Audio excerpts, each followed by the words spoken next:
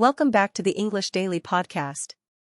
I am Anna, and today we are talking about something that can change your life: exercise. Whether you are a beginner or someone who already works out, this episode is for you. Hey everyone, I am Jake. And Anna, I have to be honest, I am not the most active person. But I know exercise is important. Can you tell us why it matters so much? Of course, Jake.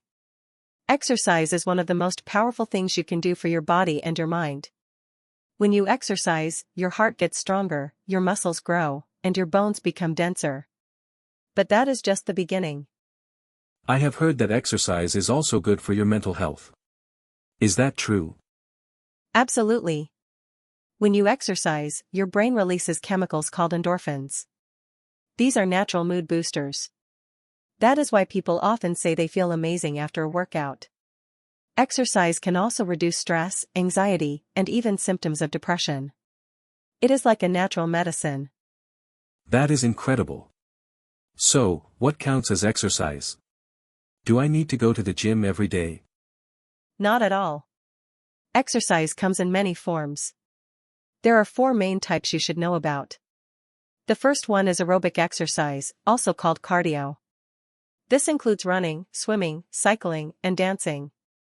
Cardio gets your heart rate up and improves your endurance. Okay, so cardio is about getting your heart pumping. What about the other types? The second type is strength training. This involves using weights, resistance bands, or even your own body weight. Think of push-ups, squats, and lifting dumbbells. Strength training builds muscle and increases your metabolism, which means you burn more calories even when you are resting. That sounds great.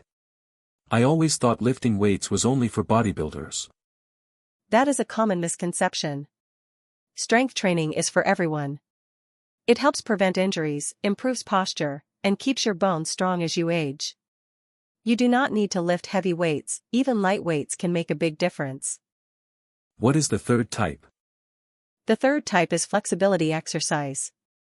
This includes stretching, yoga, and Pilates. Flexibility exercises help your joints move through their full range of motion. They also prevent stiffness and reduce the risk of injury. Many people skip stretching, but it is actually very important. I never stretch. Maybe that is why I always feel so stiff. And what about the fourth type? The fourth type is balance exercise. This is especially important as we get older. Balance exercises include standing on one leg, using a stability ball, or doing Tai Chi. They help prevent falls and improve your coordination. So we have cardio, strength, flexibility, and balance. That is a lot. How much exercise do we actually need? Great question. The World Health Organization recommends at least 150 minutes of moderate aerobic activity per week, or 75 minutes of vigorous activity. That is about 30 minutes a day, 5 days a week. You should also do strength training at least twice a week. 30 minutes a day sounds manageable. But Anna, what if someone is a complete beginner? Where should they start? If you are just starting, the most important thing is to start small. Do not try to run a marathon on your first day. Begin with just 10 or 15 minutes of walking. Then gradually increase the time and intensity. Your body needs time to adapt. That makes sense. I think a lot of people give up because they do too much too soon. Exactly. That is one of the biggest mistakes people make. They start with intense workouts, get sore, and then quit. The key is consistency, not intensity. It is better to exercise a little bit every day than to do one hard workout and then nothing for a week. So consistency is more important than intensity. I love that. What are some other common mistakes people make when exercising? Another big mistake is skipping the warm-up. A warm-up prepares your body for exercise by increasing blood flow to your muscles and raising your body temperature. Just 5 to 10 minutes of light activity before your workout can prevent injuries. And what about cooling down? Is that also important? Yes. A cool down helps your body return to its normal state. It prevents blood from pooling in your legs, which can make you feel dizzy. A cool down can be as simple as 5 minutes of slow walking followed by some gentle stretching. I never used to warm up or cool down. No wonder I always felt terrible after exercising. What about hydration? How important is drinking water? Hydration is absolutely essential. When you exercise, you lose water through sweat. If you do not drink enough water, you can become dehydrated, which causes fatigue, dizziness, and muscle cramps. You should drink water before, during, and after your workout. I have a question that I think a lot of our listeners are wondering about. Is it better to exercise in the morning or in the evening? That is a great question, and the answer might surprise you. There is no universally best time to exercise. The best time is the time that works for you and that you can stick with consistently. Some people love morning workouts because it gives them energy for the day.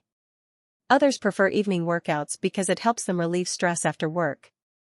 So it is really about personal preference. That is good to know. Anna, what about nutrition? Should you eat before or after exercising? Both are important. If you exercise on an empty stomach, you might feel weak and dizzy. A small snack like a banana or a piece of toast 30 minutes before your workout can give you energy. After exercising, your body needs protein and carbohydrates to recover and rebuild muscle. A meal with chicken, rice, and vegetables is a great choice. This is so helpful. Now, let us talk about motivation. A lot of people start exercising but then give up after a few weeks. How can someone stay motivated? Motivation is the key to long-term success. Here are some tips that really work. First, set realistic goals. Instead of saying I want to lose 20 kilograms, say I want to exercise for 30 minutes 3 times this week. Small, achievable goals keep you motivated. I like that. Breaking big goals into smaller ones makes them feel less overwhelming. Exactly. Second, find an activity you actually enjoy. If you hate running, do not force yourself to run. Try dancing, swimming, hiking, or playing a sport. Exercise does not have to be boring. When you enjoy it, you will want to do it again. That is so true. I tried running once and I hated every second of it. But I love playing basketball, so maybe I should do that instead. Perfect. Basketball is a great workout. It combines cardio with agility and coordination. Third, find a workout buddy. Exercising with a friend makes it more fun and keeps you accountable. You are less likely to skip a workout if someone is waiting for you. Accountability is powerful. What else? Fourth, track your progress. Keep a journal or use an app to record your workouts. When you see how far you have come, it gives you a huge motivation boost. And fifth, reward yourself. After a week of consistent exercise, treat yourself to something nice, maybe a movie night or a relaxing bath. Those are fantastic tips. Let me ask you one more thing. Can you exercise too much? Is there such a thing as too much exercise?